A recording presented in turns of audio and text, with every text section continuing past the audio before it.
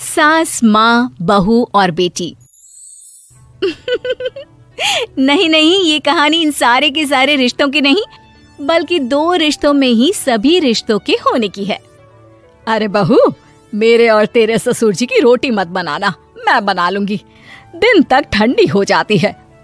बहू जो कि एक वर्किंग लेडी थी। नहीं नहीं माँ जी, मैं अच्छे से कपड़े में लपेट देती हूँ ना, आप क्यों मेहनत करेंगी, माइक्रोवेव में गर्म कर लेना। अरे नहीं बहू, मेहनत मत कर, वैसे भी ऑफिस में कम मेहनत होती है क्या, जा रहने दे। लेकिन बहू मानती नहीं, वो सास ससुर की रोटी बनाकर ही जाती है। दोपहर में खाने के वक्त ससुर जी कहते हैं, अरे बहू को रोटी बनाने के लिए क्यों मना कर दिया, क्या हो गया, ठंडा ही तो खाते आए हम लोग हमेशा से। अरे वो क्या है ना, सुबह ऑफिस जाती है, घर का सारा काम करने में वक्त लग जाता है, अरे थकती है वो अलग, तो मैंने सोचा बहाने से ही थोड़ा कम काम करवाऊं। ससुर मुस्कुरा रहे होते हैं। ये तो अच्छा है, बहू को समझना जरूरी है। वक्त बीत रहा था, घर में सब खुश थे कि एक दिन, माँ जी आप शाम को थोड़ा टहलने निकला करें, घर पर रह रहकर हड्डियां जाम होती है, पापा को भी ले जाया करिए, मैं वक्त पर तो आ जाती हूँ। बहू ठीक 5 बजे ऑफिस से घर आ जाती है। फिर चाय नाश्ता बनाकर सास ससुर के साथ बैठती, उन लोगों को सारा दिन का हाल बताती। रात को पति घर आता है। क्या बात है बेटा, ऑफिस से आकर कभी हम लोगों के साथ भी बैठा कर। अरे माँ, दिन रात काम करके मन ही नहीं करता, अगले दिन की फिर तैयारी होती है, आप और पापा ही कमरे में आ जाओ। इससे अच्छी तो बहू है, कितना भी थकी रहे, घर आकर हम लोगों के लिए चाय नाश्ता बनाना, फिर बातें करना। बहू ना होती तो हम बुढ़ा बुढ़िया तो बैठे ही रह जाते। सास और ससुर अब बहू के कहने पर शाम की सैर पर निकलने लगते हैं। सास की कई सहेलियां बनती है तो ससुर को भी कुछ बुजुर्ग लोगों का ग्रुप मिल जाता है। कैसा रहा सहेलियों के साथ शाम का वक्त? हम लोगों ने तो भाई खूब योगा किया। अरे हम लोगों को गप्पों से फुर्सत ही नहीं होती। वैसे मिसेस मल्होत्रा आज बहू के बारे में कुछ बोल रही थी। तभी वहां ऑफिस से बहू आ जाती है जो जींस और टॉप में होती है। क्या बात है माँ, क्या कह रही थी आपकी सहेली आपकी बहू के लिए? सास इस बार बहू को कुछ अलग तरीके से देखती है और उल्टा सवाल ही दाग देती है। क्या कह रही थी वो हटा, ये बता, तेरे ऑफिस में तो मर्द भी काम करते होंगे ना? बहू जो अब तक मजाक कर रही थी वो सीरियस हो जाती है। मर्द होंगे नहीं माँ जी, मर्द ही ज्यादा है, हम 5 ही लड़कियां हैं ऑफिस में। अरे तो अच्छा लगता है क्या ऐसे कपड़े पहनती हो? कल से तुम ना साड़ी पहनकर ऑफिस जाना, और हाँ, शाम का नाश्ता थोड़ा जल्दी बनाया करो, नाश्ता बनाकर बाद में ही ऑफिस के कपड़े चेंज करने जाना।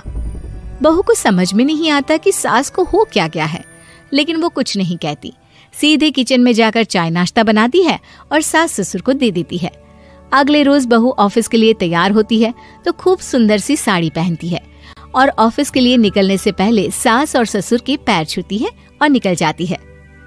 क्या बात है, आज मेधा के ऑफिस में लग रहा है कोई फंक्शन है। अच्छा, पता नहीं, मुझे तो बताया नहीं, वैसे तो सारी बात करती रहती है।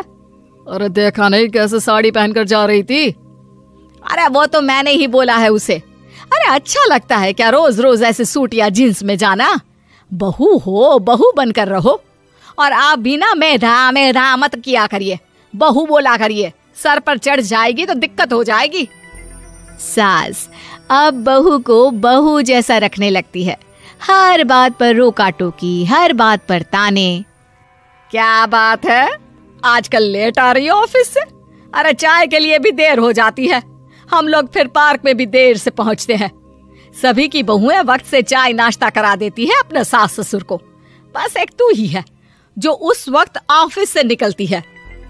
माँ जी, वो एक रास्ता पुलिस वालों ने न जाने क्यों बंद कर रखा है, जिसके कारण ट्रैफिक ज्यादा हो जाता है। मैं कोशिश करूंगी कल वक्त से पहले ही निकल जाऊं। ससुर देख रहे होते हैं कि बहू अब परेशान सी रहने लगी है। एक रोज, मेधा, बेटी मेधा। जी पिताजी। बेटा देख जरा कौन सी टी शर्ट अच्छी लग रही है। वो क्या है ना, शाम को सब बदल बदल कर टी शर्ट पहनते हैं, मैं भी सोच रहा हूँ कि आज कुछ अच्छा सा पहन कर जाऊं। हाँ पिताजी, ये सही है। ये लाल वाली ना बहुत जचेगी आप पर। मेरे पापा पर भी डार्क रंग बहुत जचता है। क्या चल रहा है? अरे ससुर के सामने घूंघट तो छोड़ो, ऊपर से रंग बताया जा रहा है टी शर्ट का। अरे बहू, कोई संस्कार दिए नहीं है क्या तेरी माँ ने? बहू इस बार बहुत निराश हो जाती है। वो वहां से तुरंत अपने कमरे में चली जाती है। अब बहू घर का सारा काम करती, ऑफिस जाती, लेकिन साड़ी और सर पर पल्ला लेकर। एक बार पड़ोसन उनके घर आती है। वाह सुमित्रा बहन, बहू का तो रूप ही बदल दिया। ठीक किया, बहू बहू जैसी ही अच्छी लगती है। अच्छा चलती हूँ मैं। पड़ोसन के जाने के बाद सास बड़ी अकड़ के साथ कहती है, देखा मेरा कमाल, कैसे मैंने मेधा बहू को कंट्रोल में कर लिया। अब बारी ससुर के बोलने की थी। हाँ सुमित्रा, बिल्कुल ये काम तो किया है तुमने, लेकिन कभी सोचा क्या खो दिया? क्या खो दिया? मैंने तो कुछ नहीं खोया जी। खोया है, पहले बहू जब ऑफिस जाती तुम्हारे पैर छूकर तुम्हें गले लगाती, लेकिन अब सिर्फ पैर छूती है। हाँ जी, ये बात तो आप ठीक बोल रहे हैं। पहले घंटों हम लोगों से बात करती, कमरे में ना जाती, ऑफिस से आते ही खुद की चाय, खाना, नाश्ता सब हम लोगों के साथ करती, सारी बात बताती। लेकिन क्या तुम्हें पता है, बहू की तबीयत खराब चल रही है, वो माँ बनने वाली है। ये बात मुझे बेटे ने बताई कि तुम्हें बता दूं। अब सास की आंख में आंसू थे। वो समझ गई थी कि लोगों के कहने में आकर उसने क्या खो दिया। शाम को बहू घर आती है तो माँ किचन में पकोड़े तल रही होती है। अरे माँ जी, आप रहने दीजिए ना, मैं आ तो रही थी। अरे नहीं, जा तू चेंज कर ले, मैं नाश्ता और चाय टेबल पर ही लगा रही हूँ मेधा। सास के मुंह से अपना नाम सुनकर बहू को बहुत अच्छा लगता है। माँ जी, कोई गलती हो गई है क्या? मेरे होते हुए आप काम करे, ये ठीक नहीं है। संस्कारी और समझदार बहू सास को माँ समझती है, लेकिन सास की बेवकूफी उसे सास ही बनाकर रखती है। बहू, मुझे भी थोड़े संस्कार और समझदार बनने का मौका दे, जिससे मैं भी बहू नहीं बेटी को देखूं तुझ में। और हाँ, मेरा होने वाला पोता क्या कहेगा कि दादी ने तो मेरी माँ को बहुत परेशान किया। बहू सास को गले लगा लेती है। नहीं माँ जी, वो कहेगा कि माँ को तो दादी ने बेटी बनाकर रखा है।